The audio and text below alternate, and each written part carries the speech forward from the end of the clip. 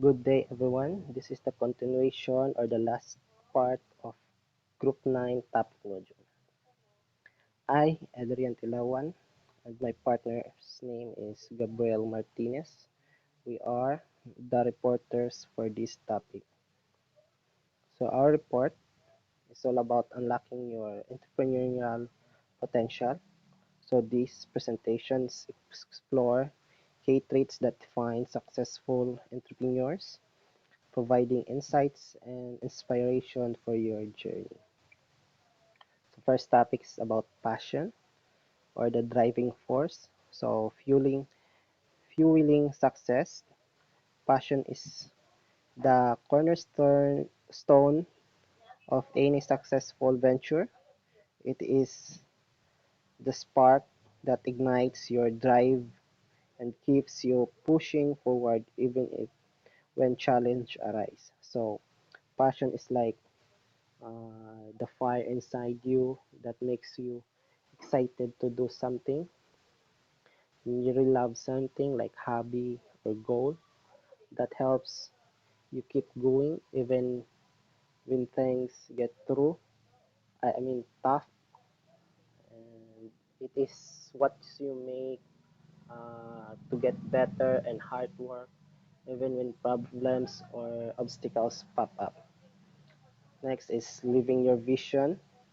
Passion isn't just about idea or commitment that to make it a reality. So successful entrepreneurs deeply believe in what they do. So it's about deciding the to to do it and work hard to make it happen.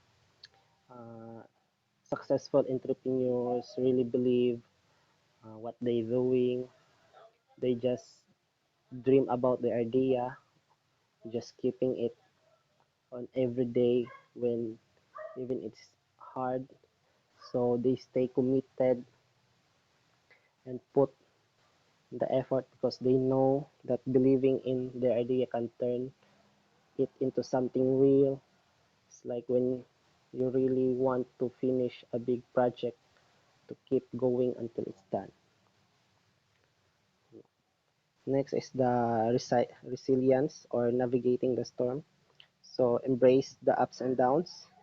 Entrepreneurship is a journey filled with both triumphs and setbacks. So successful entrepreneurs are adaptable and persistent, embracing challenges as opportunity to learn and grow.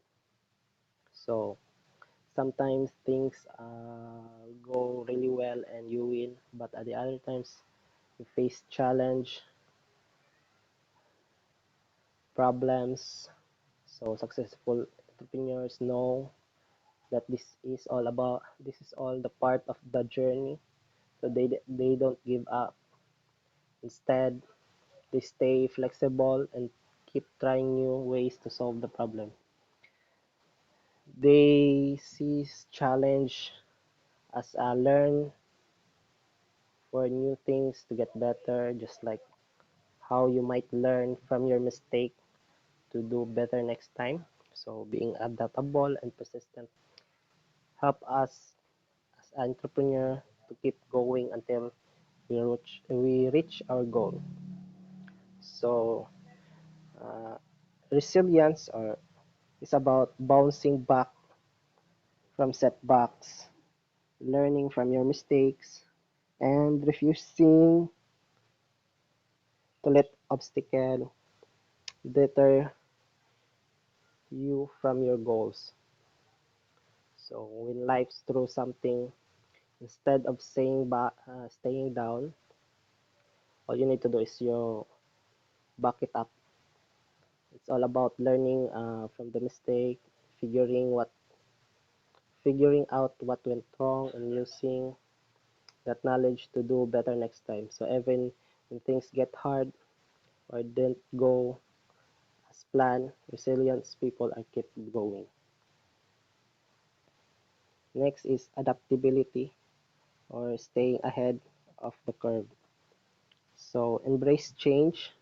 The business world is constant, constantly evolving. Successful entrepreneurs are quick to adapt to new trends, technology, and market demand. So it's just like the business world is like a fashion trends or new video games that pop up. So successful entrepreneurs are great at keeping up with this change. So they are quickly notice things happening like cool technologies or what people want to buy, or sometimes they adjust their ideas to fit in. It's like playing a game and learning a new tricks or strategy to stay ahead of the competition by staying flexible and ready for what's next. Next is open to innovation. So they are not afraid to try new things, to experiment, and to be flexible in their approach to solving problems.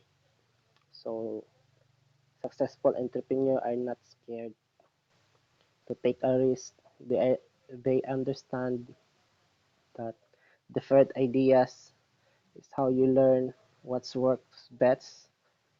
It's not. It is like when you try to solve a puzzle. Might not get right for the first time, but if you keep trying different solution, you find that one works. So which is mean that they are okay with the changing their plans if see a better way to do some things. Being open to experiment or experimenting helps them figure out the best way to succeed.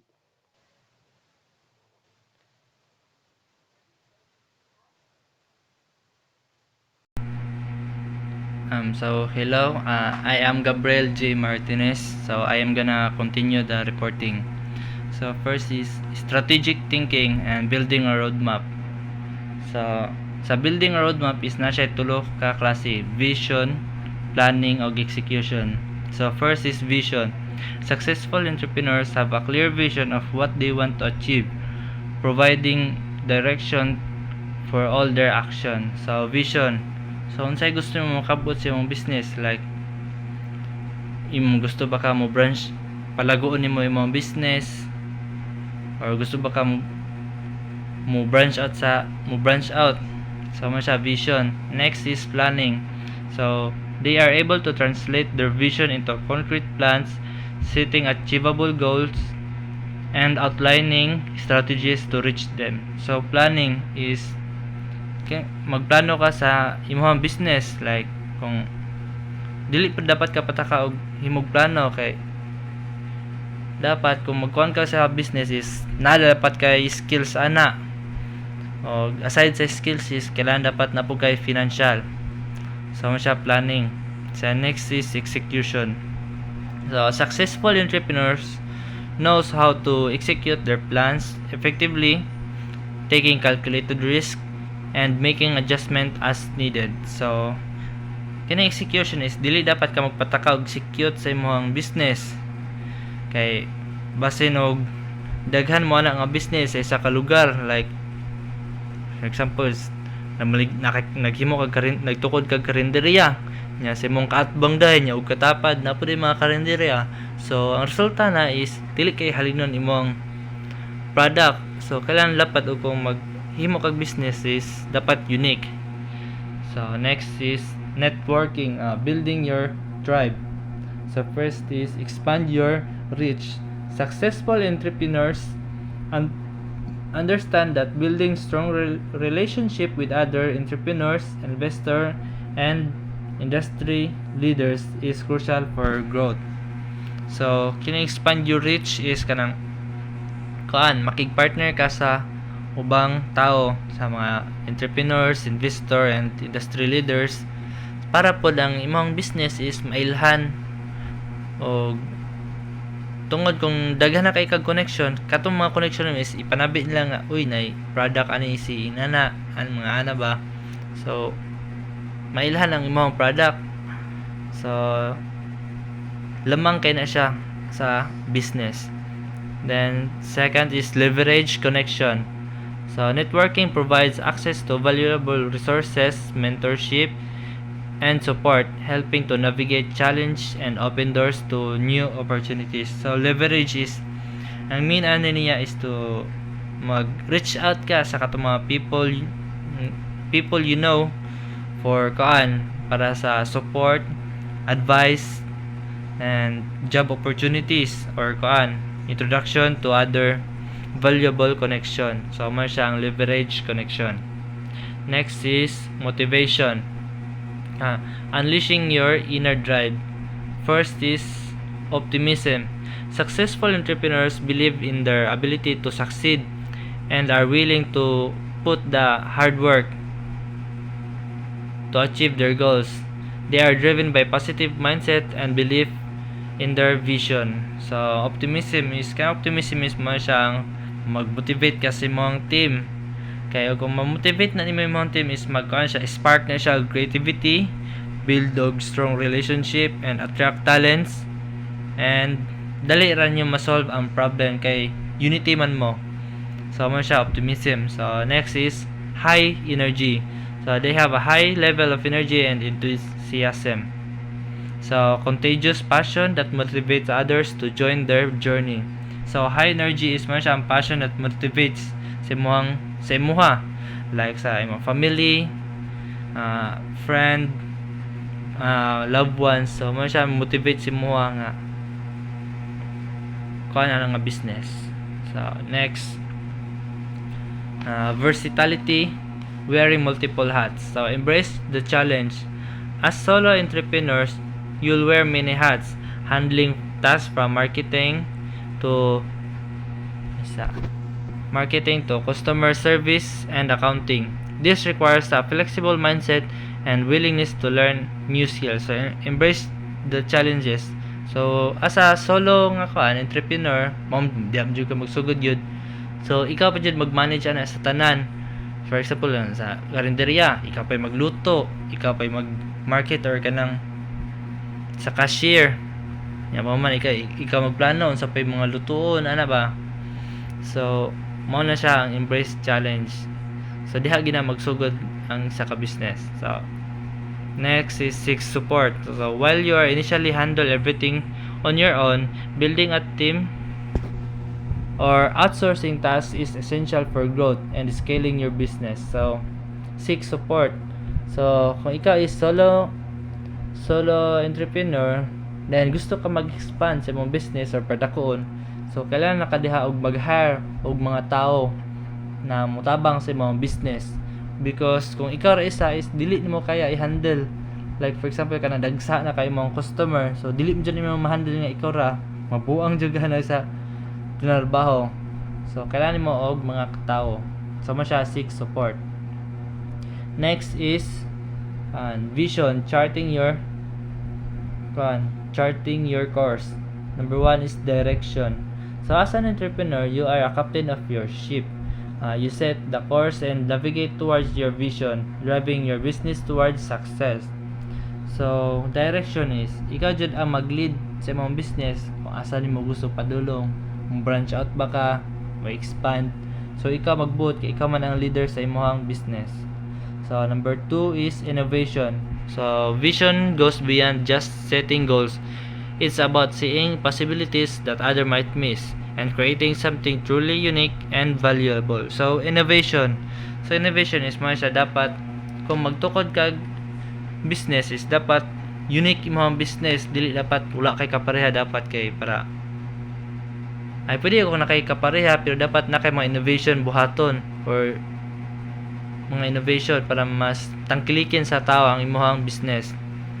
Like for karon is dapat makisabay ka sa mga trend kay kada bulan or every year is lalahi pud biya ang trend or mga gusto sa tao. So dapat ikaw as a businessman or entrepreneur dapat makisabay pud sa uso kay Because kay kung makisabay ka sa trend is tangkilikon dyan na siya sa mga customer because mo na makita nila sa kanay sa Facebook or TikTok nga uy la mo man siya to pare sa TikTok or Facebook nga mo siya tong trending mga ana ba so mana mo patok imong kuan ko